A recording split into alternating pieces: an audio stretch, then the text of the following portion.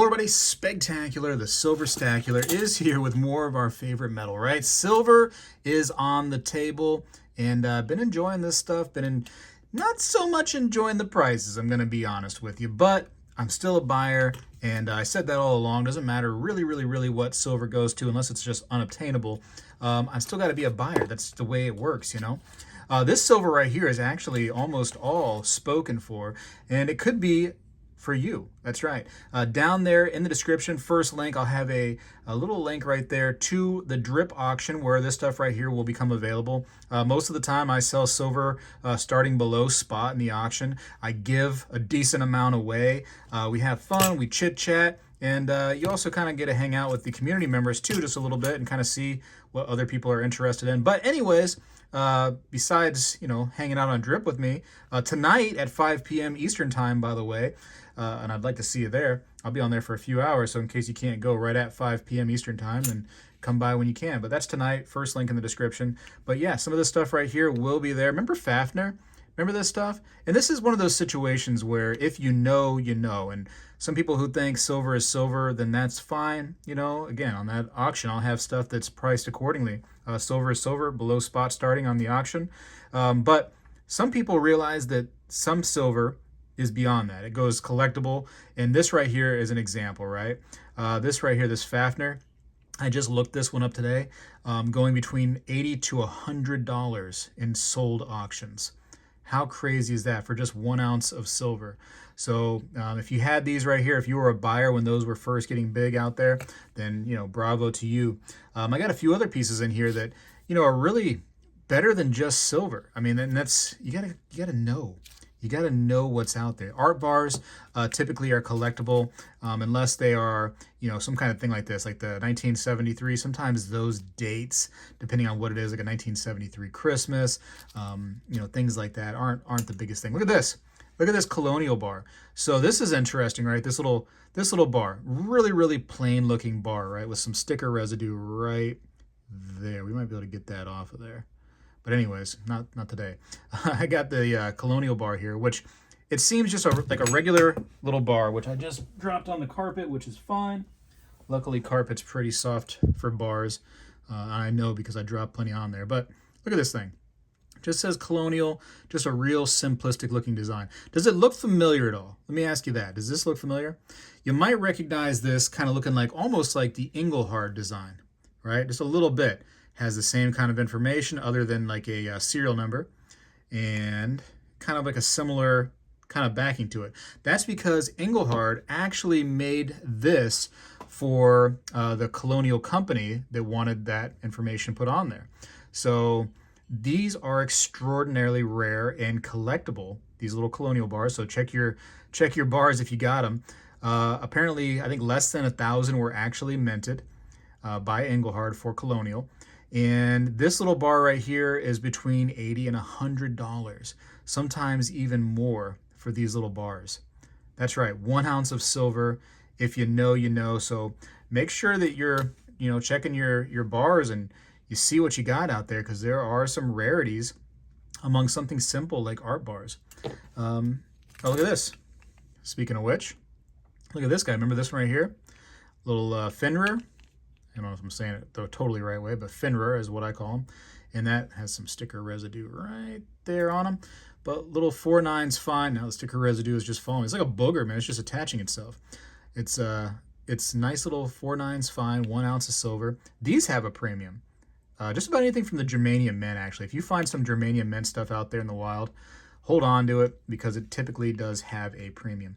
These right here, I got some confirmation back from the artist and some collectors out there, actually, that these are highly collectible and a rarity among MK Bars pours. So apparently these were not made very often and made some time ago, and these have a bit of a premium out there. Not really seen out there in the hobby too often. And I have, what is that, Sylvester the Cat? Is that him? And then I got the Hunter, right? Shoot, what's his name? You know what? Put it down in the comments. How about that? And Porky the Pig. I got Porky the Pig right here. All hand-poured silver. I think it's just cool. Different sizes. But, you know, again, say silver is silver all you want, but when there's rarities out there and people are actively paying more for them, if you don't believe that silver is collectible, then get this stuff anyways, and then sell it, and then buy more of the regular stuff, which you love, right? I mean, I don't understand. If you don't think it's collectible, that's fine, but somebody does, sell it to them and end up buying more for yourself. There's just so much out there when it comes to the art bars, isn't there? Look at this thing. CPS, is that Child Protective Services? Outstanding Safety Achievement, 1980. Jeez, thing's toned up too. How interesting. There's just so much out there. I have a Christmas one here. I seen a Father's Day one in here somewhere. What's this one? San Diego Zoo, or as they may call it, San Diego. The world's largest, huh? Look at that. Is that still true today? Is that still the world's largest zoo, San Diego Zoo? I feel like something over in China probably is bigger now. What else we got? What is this? This is interesting. This is one of the national bars right here, and this is a special to a special mom, or it could be to a wow, W-O-W, depending on how you want to look at it. But moms are kind of wow, aren't they? Moms are really cool people. Silvertown bar, Silver Bullet. By the way, speaking of Silvertown real quick, I've got a bar coming, and Silvertown is helping me make it, and it will have a collaboration between the Coin Guy and me. So make sure you check out the upcoming information on the channel so we can get our hands on one of those if you so choose. The first group of bars will have hand-signed dual signatures by Coin Guy and myself. So might be kind of cool to get one of those.